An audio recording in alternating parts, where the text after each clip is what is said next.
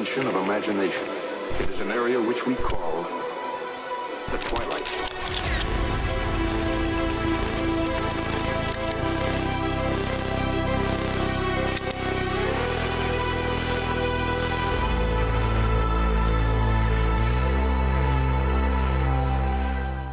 All right, guys, and welcome back to Astrological's Racing. Hopefully you guys have had a really good holiday season. You grew close with your family. Everything was all good. But I've been getting a ton of questions, and this is something that should have done a very, very long time ago. And instead of individually answering all of these questions, I should have just made this video. And this is to help out anybody really trying to get into content creation with that first-person view. It's like that GoPro fisheye view, and funny enough, I'm not using a GoPro. I'm using exactly what you're probably using every single day, and that's an iPhone or a smartphone. And let me show you exactly how I set it up, the step-by-step process, and then the little editing effects that you can also do to fine-tune and make this look as realistic as possible. Because I know a lot of you guys out there have some sick freaking setups. Insane, maybe even better than mine. And I would really like to share with you guys how to do it so that I can see what you guys see as well. It's really simple, and I'll link all of these items in the description below so that you guys are able to navigate and look for them quickly and efficiently. The first thing that you're going to want to buy is this iPhone head mount. You can get this on Amazon for 15 or 20 bucks. It's that simple.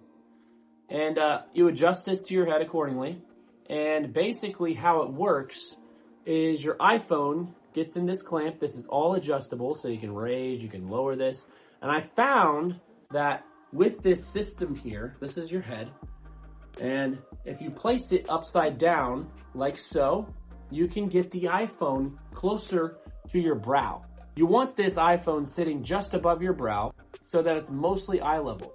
That's the key to really any type of first-person viewing, recording capabilities, is you want that view to be as close to your eyeball or brow as possible. Now, if you're recording and this iPhone is sitting on top of your head, like some GoPro helmets are, that's not going to look real accurate.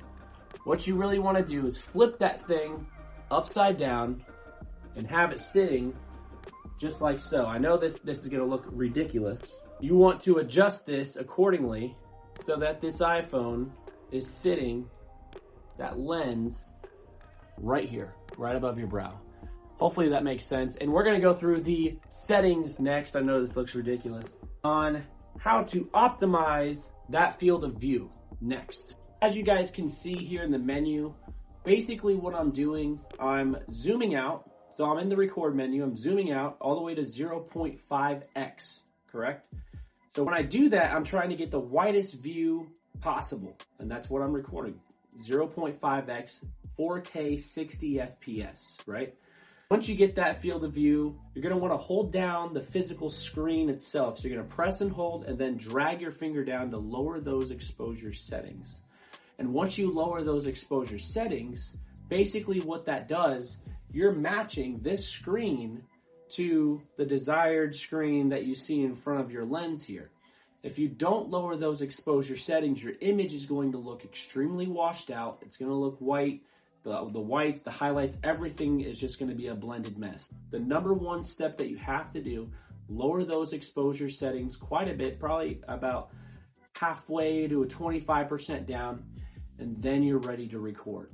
Now with that, once you begin recording, you can do your thing, and then you'll be able to screen capture that way.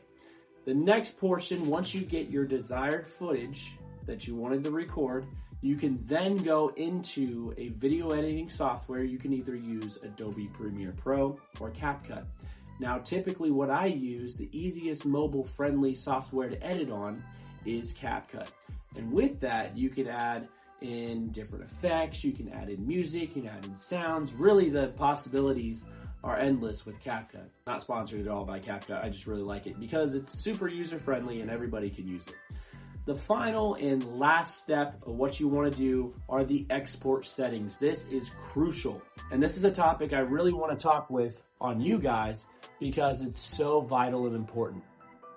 Facebook, Instagram, and TikTok, all of these platforms only allow you to upload in a maximum resolution of 1080p, 60 FPS.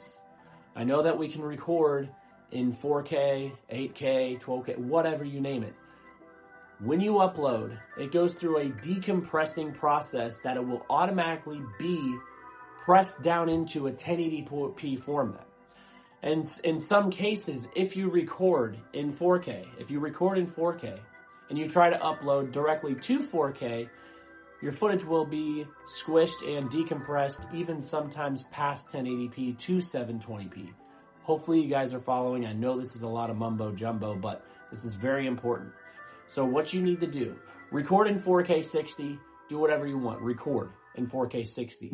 But you guys absolutely need to export in 1080p if you want it to look good on TikTok, Instagram, Facebook.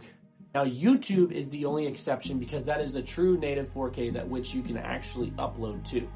This is super important stuff that you guys need to just keep in mind when you are recording. When you're going into CapCut, it will have that option. Now, when you're in CapCut, make sure you select 1080p, and then you're going to go slide the middle slider to 60 FPS, right? And then that last slider, that last one is going to be all the way up to max bit rate as well. And that's really it. Even though you recorded in 4K, right? You're exporting in 1080p 4K at a high bit rate, you're going to want to sharpen up that image quite a bit. Think of it this way. You're recording in 4K, but you're reverting back to 1080p, but you need a sharper image. So in order to cheat a little bit, you can increase that sharpness between 70 and 75% to make it look more enhanced. And you're still getting a true 1080p, if that makes sense, but it looks like 2K or 4K when you upload it. That's how you get that realistic footage. And just to let you guys know, that's really the key to all of these videos, to make them look even sharper and cleaner. Now, I could do a whole segment on color grading, contrast, highlights, and cinematography, things that I've learned over the past couple of years, but that would bore you to death, and that's for another video. But hopefully what I've taught you today, or even maybe you guys didn't even know how to do this, hopefully I brought some value in that area, and I can actually see some of you guys recording in first-person view. And with these pro tips, you can actually create some really good quality content as well. Those are my secrets. That's how you do it. And that's pretty much it. If you guys enjoyed this video, if it brought more value to maybe even your channel or even your life in general, give me a thumbs up, subscribe, and until next time, have a good weekend.